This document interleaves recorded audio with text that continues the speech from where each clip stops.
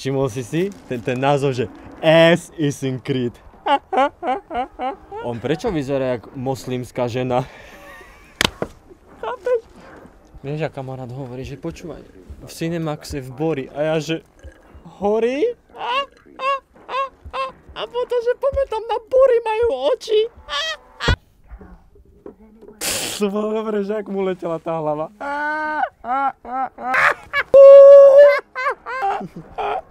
Vidíte si to? Dobre, že? Ja to spožňujem, takéto veci.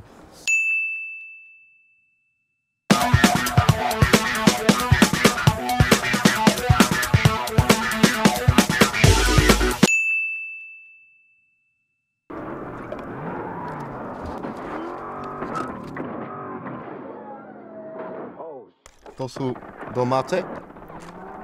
Čože, je to 50-ka! Pamätáš si, ako sme boli na tej zastávke? No. A ja. Poďme do bytče. Hýbaj. Man, that's what I do. Phase 2. Phase 2? What's phase 2? Bounds away. Láska, idem na vecko. No láska, bola som ešte v potravinách, vieš, som sa trošku zdržala. Počkaj, to on ju zabil? A to prečo? On tam... Ja tomu nerozumiem, môžeš mi to vysvetliť? Prečo sa bijú? To je absolútne nereálne. Dobrý večer.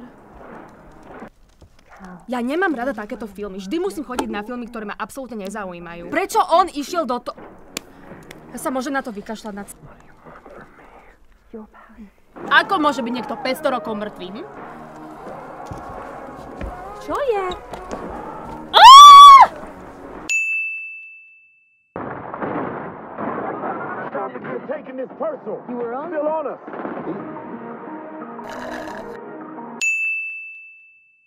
Táto postava teraz, čo prišla, tak zomrie.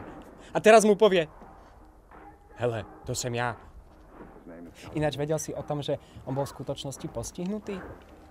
No a ten herec, čo je v tom aute, čo sa teraz akože lúči s tým Vin Dieselom, tak on už nežije. Už nebude ďalší diel s ním.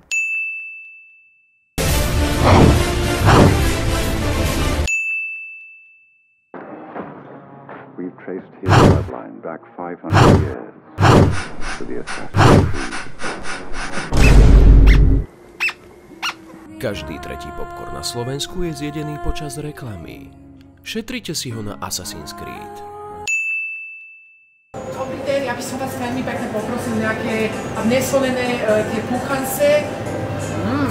A vy mi dáte svoje číslo? Vážené dámy a páni, nemusíte tlieskať, Žoržo prichádza do kina na film Assassin's Creed. Haló?